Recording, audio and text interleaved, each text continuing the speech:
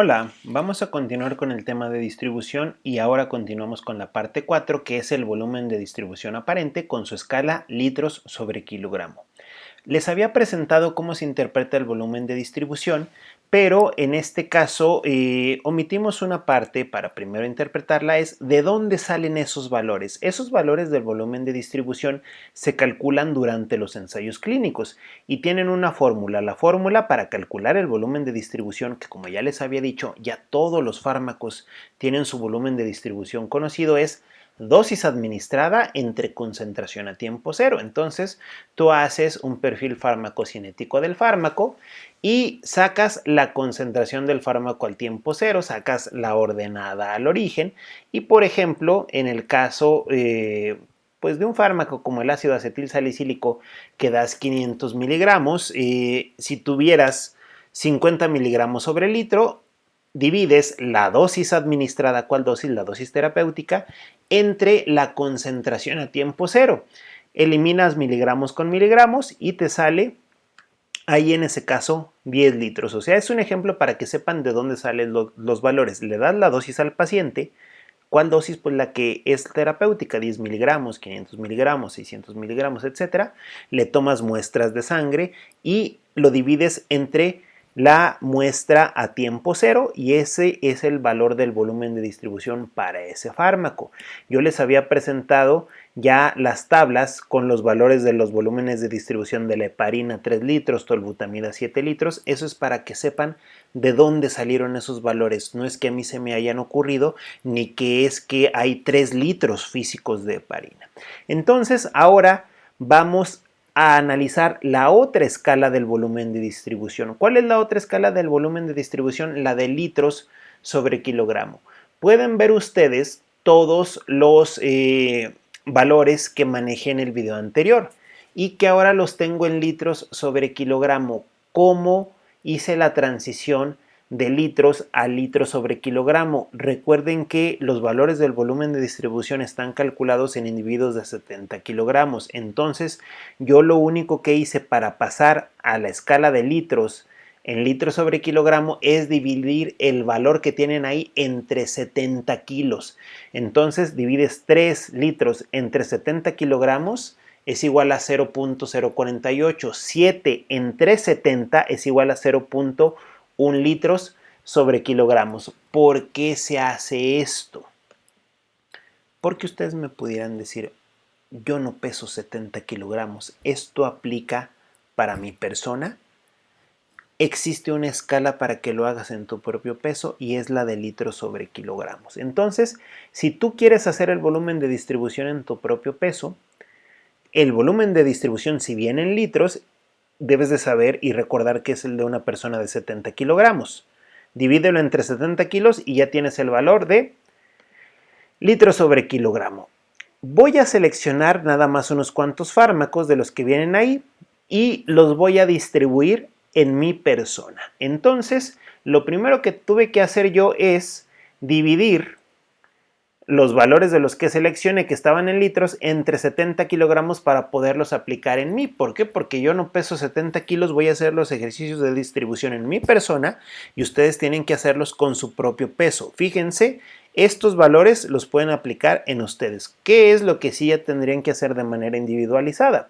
Lo que tienen que hacer de manera individualizada es que ese valor que obtuve yo del original dividiéndolo entre 70, tienen que multiplicarlo por su peso corporal. Entonces ese valor multiplíquenlo ustedes por su peso corporal. Yo lo multiplico por el mío. Yo peso 80 kilogramos. Entonces van ustedes a multiplicar ese valor por 80. Entonces dice ahí, multiplica por tu peso corporal. Yo le puse 80 kilogramos. Ustedes para este video hagan el ejercicio con su propio peso. Entonces, yo tengo ahí 0.0428 por 80, 0.157 por 80 y tengo valores de volumen de distribución de nuevo en litros porque kilos con kilos se eliminan. Vean que ahora el volumen de distribución de la cafeína, por ejemplo, que era 42 para el individuo de 70 kilogramos, ahora queda para mi persona en 48. Pero si yo lo quiero hacer para mi persona, tengo que sacar mi propia distribución corporal. Entonces, ¿qué tengo que hacer para mi propia distribución corporal? Sacar mis volúmenes de agua que yo tengo. Entonces, si recuerdan ustedes cómo se distribuye el agua corporal, de nuestro peso el 5% es plasma, el 15% es intersticio, el 40% fluido intracelular. Entonces, tu peso, multiplícalo por lo que viene ahí para sacar cuántos litros de plasma tienes: 0.05, 0.15, 0.40. Yo los multiplico por mi peso, que ya les había dicho que peso 80 kilogramos. Entonces, ¿cuánto plasma tengo yo? 80 por 0.05, 4 litros. ¿Cuánto fluido intersticial tengo yo? 12 litros. 32 litros de fluido intracelular. ¿Cuánta agua corporal tengo yo que peso 80 kilogramos? 48 litros. Háganlo ustedes con su propio peso. ¿Ok? Yo hice el ejemplo. Entonces, vean que ahora voy a hacer mi propia gráfica, diferente a la del individuo de 70. Esto es para un hombre adulto de 80. ¿Qué es lo que hago? Hago mi propia gráfica. Y mi propia gráfica está ahí: 4, 12 y 32. Entonces, si la sumo, vean que llega hasta 48. Y ahora lo que voy a hacer es, igual que en el video anterior, ver cómo se distribuyen los fármacos en mi persona. Entonces tengo yo los datos que obtuve y lo que voy a hacer es graficarlos. Grafico la heparina de 0 hasta 3.4 y la heparina me da en plasma. Luego grafico el ácido acetil salicílico, que yo me regreso a la tabla a ver cuánto tenía en ácido acetil salicílico: 12.56, y vean que tengo que el ácido acetil salicílico me da en fluido intersticial. Luego grafico el valor que me dio de la ciclofosfamida, me da el líquido intracelular. Vean que el de la cafeína me da en 48, pero se sigue quedando en líquido intracelular, y que el último fármaco se pasa a los tejidos. Entonces, lo que ustedes pueden ver es que estos fármacos que yo hice, lo voy a regresar, que yo hice en mi persona: heparina, ácido acetil salicílico, ciclofosfamida, cafeína y terbinafina, tienen la misma distribución en mí que en el individuo de 70 kilogramos. Por eso se utiliza la escala del de 70, porque no tiene caso hacerlo peso por peso. Tú sacas, en tu caso para la heparina, y hazlo en tu volumen corporal de agua total. Distribuye la heparina después de hacer todo este procedimiento y te va a dar el mismo sitio de distribución. Por ejemplo, es un error si tú quieres hacer el 48 litros en el de 70. Este de 48 está para mí, para el de 80. Y mi gráfica llega hasta 48. Queda igual que en el de 70. En líquido intracelular, la cafeína. Entonces, es lo mismo. Esto se los demuestro para que vean que no tiene caso hacerlo peso por peso. Entonces, ¿por qué existe la escala de litro sobre kilogramo? La escala de litro sobre kilogramo existe porque en el paciente hospitalario esta distribución no es la ideal, o sea, no es la habitual. Por ejemplo, conviene hacerlo de manera individualizada cuando una persona tiene muy poco plasma. ¿Por qué? Porque perdió sangre, y las personas que están pidiendo una donación de sangre no tienen el 5% de plasma, tienen menos. Las personas que están edematizadas tienen más del 20% de fluido intersticial. Entonces, ahí en ese caso, esta escala de litros sobre kilogramo, para individualizarla, existe para personas que están hospitalizadas y saber cómo le va a ir al fármaco en esa persona que es diferente. No tiene caso que yo haga una distribución de acuerdo a mi peso si yo tengo la misma distribución en porcentaje que el de 70 kilogramos. Entonces, ahí en ese caso, yo me quedo con la escala del de 70, pero si tengo un paciente hospitalizado, sí tengo que hacer lo que hice desde el principio.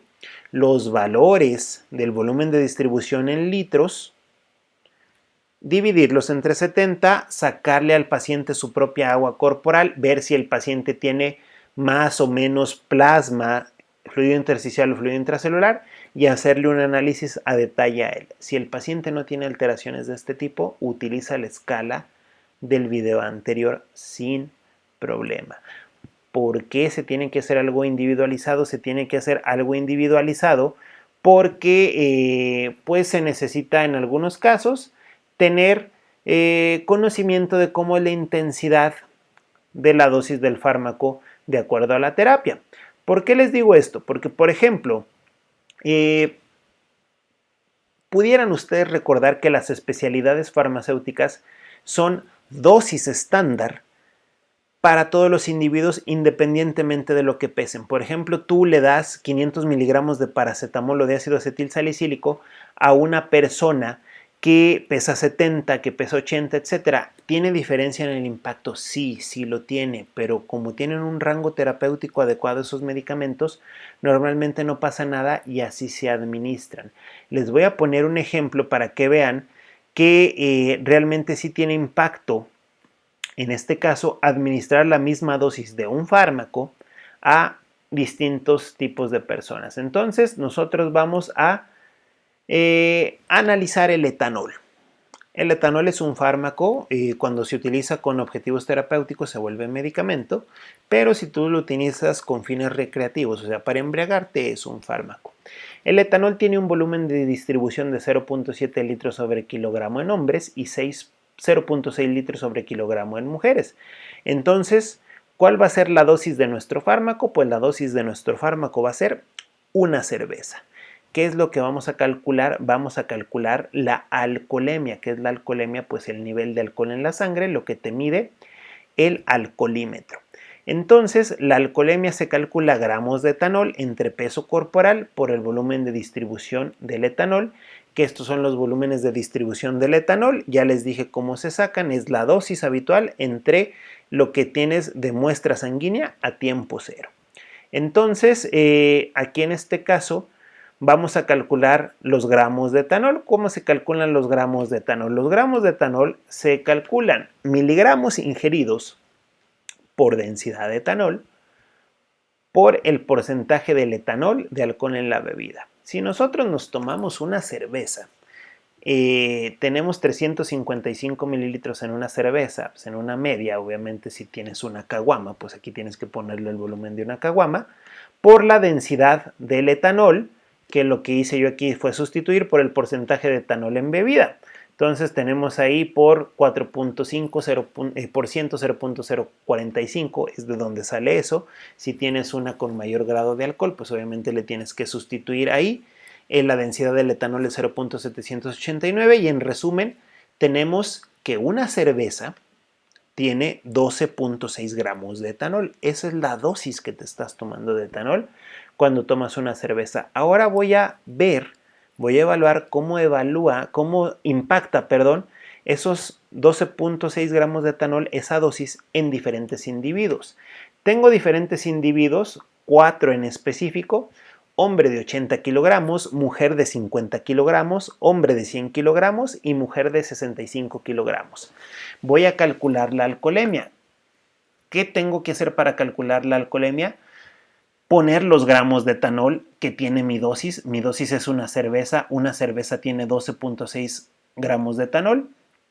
Entre el peso corporal, los pesos corporales ahí los estoy dando, y el volumen de distribución que vimos que era diferente en mujeres que en hombres, porque las mujeres tienen un poquito menos de agua corporal total, y vamos a sustituir. Entonces, lo que estoy calculando es cuánto alcohol queda en la sangre después de que se toma una cerveza cada uno de estos 4 individuos. Vean que ahí ya sustituí, pueden estar revisando las fórmulas para que vean lo que sustituí. Todos los datos aparecen en el video. Y al hacer yo el cálculo, voy simplificando y tengo los siguientes datos. Vean ustedes que si un hombre de 80 kilogramos se toma una cerveza, queda con 0.225 gramos de alcohol, de etanol en específico, por cada litro de sangre. El hombre de 100 kilogramos 0.18, la mujer de 50 0.42 y la mujer de 65 0.323. Diferentes cantidades quedan en sangre de las personas con la misma dosis. Por ejemplo, esto es alcoholemia y en el alcoholímetro se nos indica lo siguiente. El único nivel seguro para conducir es 0 gramos sobre litro en la sangre. Si tú le soplas al alcoholímetro para que te detengan, tienes que pasar 0.4 gramos sobre litro. Entonces, con una cerveza, vean quién pasa los 0.4 gramos sobre litro. Vean ustedes que un hombre de 80 kilos no los pasa. Un hombre de 100 kilogramos no los pasa. Una mujer de 50 sí lo sobrepasa el 0.4, pero la mujer de 65 no lo pasa y te pueden detener nada más arriba de 0.4 gramos sobre litro.